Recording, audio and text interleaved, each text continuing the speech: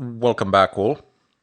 So today I'm going to go ahead and show you how you can anonymize yourselves by using the Tor network. And in all likelihood, I will also show you how to actually set up the Tor nodes yourselves so that you know what the person on the other side can actually see.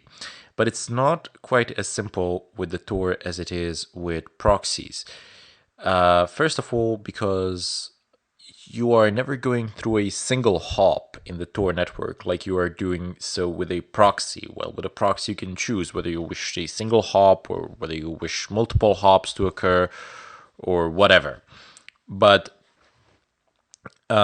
if you are attempting to basically access the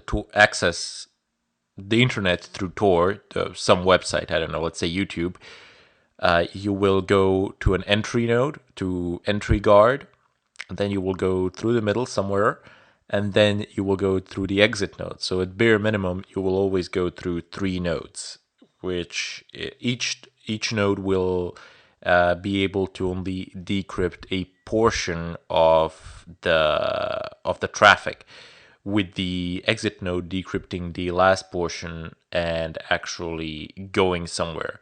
So in the Tor network, the entry point actually sees who is using it, and the exit point sees where the traffic is going. But at the end, the exit node does not know who is making the request, and the entry node does not know what the content of the request actually is. It just knows who is making it. Anyway, let's go ahead and set this up. So what I'm going to show you now is how to use a Tor browser, not how to use a Tor as a service. Tor as a service, I do believe that in all likelihood I'll show that in some later on. So just type just type in dnf install Tor browser. Is it spelled that way? No. How about this? No. Okay, no big deal. DNF search Tor grep-i browser.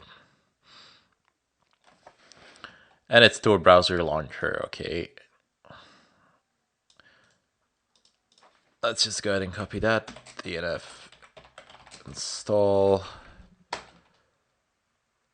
And it's already installed, so there is nothing to do.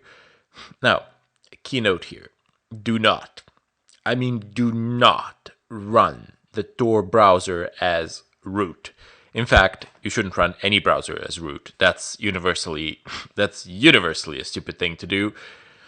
And you really shouldn't run it as root. I mean, you can run it for some testing purposes or whatever, but generally, as a 99% of the time, that is an extremely bad idea. I've actually seen on the net a lot of tutorials with Kali Linux, and a lot of people seem to be running Tor as root and are showing other people to run, instructing other people to run Tor and any other browser as root, not actually explaining the consequences of doing so. If your browser, by any chance, gets exploited by anything, that certain exploit will have root privileges on your system, which will be hilarious. So yeah, just kind of don't do it. And down below, it's a normal user, so Tor browser, like this. No, Tor browser launcher. You're killing me here. Okay, so ls bin grep-i Tor. It's Tor browser launcher. How am I misspelling this? Tor browser launcher. There we go. So, hey, by the way, if one of your executables programs like this don't work, take a look in the bin. Take a look in the bin directory, like I did. I listed everything in the bin directory, and then I grepped the ones that contained the word Tor in them.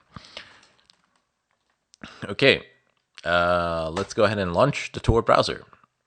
It says here connecting to the Tor network, and it's establishing the series of nodes, and it opens up and pops like this. If you use full screen, it's going to give you a warning that the devices might actually, that these sites could actually determine the monitor size, which in turn can be used to track you, etc. But that's not that big of a deal, just saying. You have no script here enabled, so that's going to block some of the JavaScript depending on how it is configured. Now, what can you do with the Tor browser? Well, let me go ahead and show you. I'm gonna go ahead and display in parallel. Well, for one thing, you can browse the .onion domains, which you cannot actually access from the regular net. No way you can do that. So let me go ahead and type in here, what is my IP? And let me go ahead and type in down below, what is my IP? Okay. No, I don't want to open up a site. Doesn't really matter. So here it says like some IP that belongs to me. And the other one is God knows where. So I wonder what anonymous proxy, where did I actually exit? Which exit node did I use? It would seem that I have that the site seems to be broken. Okay. Warning to you, a lot of sites, some of the sites won't actually work properly with the Tor browser, so keep that in mind. Okay, so I gotta disable a lot of things in order to be able to load this, but well, not a lot of things, just a few things, I guess. But come on, I almost had it. Okay, there we go. So your IP address is something here, and the host name is apparently this, so that's the host name of the Tor exit node, I guess. Organization is that, browser is recognized. There we go. So I'm exiting somewhere in Garden City in United States in the state of New York. I can assure you that at the moment I am not there. I'm very far from it. I'm across the Atlantic in Europe. So my IP address has completely changed, which is convenient. And by the way, during the time that you are browsing the net, this IP address can actually change. Oh my god, it just has. Anyway, the IP address can change. It can go back and forth. You can have one, and then you can have another, and then you can go back to that one. And it is very likely that it will actually change because there are multiple exit nodes, and you will be using multiple exit nodes because, well, you won't be using them simultaneously, but you will be jumping from one to the other, and depending on the load, there are load balancers in place, so depending on the load and the nodes, you will be going back and forth between the nodes. So your IP address will be in a constant state of flux, which attributes a great deal to your anonymity. Now, before I used to show people you just press Control B to get the bookmarks, but I've actually it actually comes bookmarked here. Okay, so the hidden wiki website URL, it's something like this, blah blah blah blah .onion. These domains, they will have random strings, and they are completely random strings, and it says .onion. I wonder what would actually happen if I was to generate a ton of these random strings and just try to open each and every one of them just to see and explore. Then actually that would be a good project. Maybe I will do it, but it doesn't matter. In the Hidden Wiki, you have a certain set of websites which are published here, which are on the hidden net, and you have all sorts of things. I would advise you never to buy anything here, never to post any sort of personal information on any of these sites. Just a friendly advice, but you can. What I like the most about the Hidden Wiki are the links to certain forums, and you get some really nice forums here that you can get a lot of answers from.